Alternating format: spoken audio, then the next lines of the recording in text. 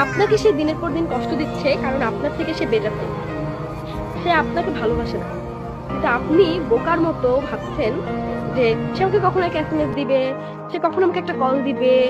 মোবাইলে একটা সিম কোম্পানির মেসেজ আসলে আপনি সবার আগে তার মেসেজটা চেক করেন যে সে দিছে, কারণ আপনি তাকে আপনার লাইফে ইম্পর্টেন্ট পার্সন ভাবতেছেন।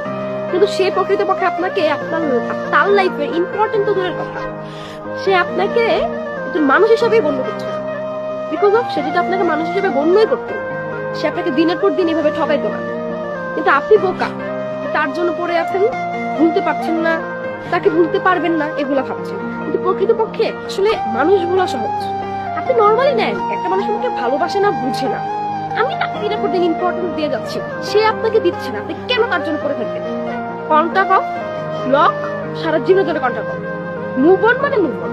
এসব মানুষদের জন্য কখনোই জীবন করে থাকবে না, থাকা যাবে না।